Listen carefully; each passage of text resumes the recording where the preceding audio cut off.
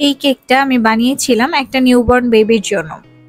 বেবিটা হয়েছে 2 সপ্তাহ হয়েছে, এরকম একটা বেবির জন্য বানিয়েছিলাম। এটা ছিল ভ্যানিলা ফ্লেভারের হাফ পাউন্ডের একটা কেক ছিল। তো এই কেকটাও আমাকে কাস্টমার বলছিল যে নিজের মতো করে কাস্টমাইজ করে দিতে, কোনো ডিজাইন আমাকে সিলেক্ট করে দেয়নি। আমিও আমার নিজের মতো করেই যতটুকু ভালো মনে করছি ততটুকু করে দিছি। আসসালামু আলাইকুম এভরিওয়ান, কেমন আছেন সকলে? কিছুদিন ধরে আমি নিয়মিত ভিডিও আপলোড দিতে পারতেছি না, আর অনেকেই হয়তোবা আমাকে কমেন্ট করতেছে, আমি ঠিকমতো কমেন্টের রিপ্লাইও দিতে পারতেছি না, হয়তোবা কমেন্টের রিপ্লাই দিতে অনেক দেরি হইতেছে। তার জন্য অনেক অনেক সরি।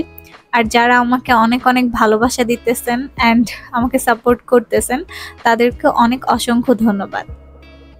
তো যাই হোক, কেকটা যেহেতু আমি একটা নিউবর্ন বেবির জন্য বানাচ্ছিলাম, এজন্য আমি চেষ্টা করেছিলাম খুব সিম্পল ডিজাইনের মধ্যে কেকটা কমপ্লিট করার জন্য, আর সেভাবেই করেছি। আমি এখানে নিচে সাদা ক্রিম দিয়ে ডিজাইন করেছি, আর উপরে আমি একদম ডিপ ব্লু কালার দিয়ে আমি এখানে ডিজাইনটা করে নিয়েছি।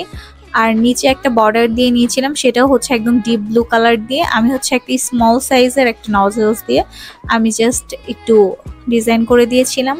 আর কেকের উপরে চকলেট গানাশ দিয়ে আমি একটু ফুলের ডালপালা থাকে না, ওভাবে একটু এঁকে দিয়েছিলাম। আর পাশ দিয়ে আমি একটা রোজ নজল দিয়ে পাশে কিছু পাতা এঁকে দিয়েছিলাম।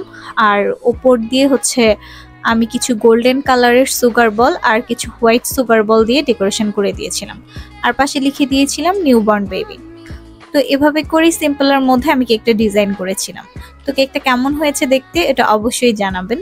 আর যারা আমার ভিডিও অনেক পরিমাণে দেখছেন অ্যান্ড আমাকে সাপোর্ট করছেন, তাদের আমি আবারও ধন্যবাদ জানাচ্ছি। তো সকলে সুস্থ থাকবেন অ্যান্ড ভালো থাকবেন। আজকে ভিডিওটা এই পর্যন্তই। সকলকে আল্লাহ হাফেজ।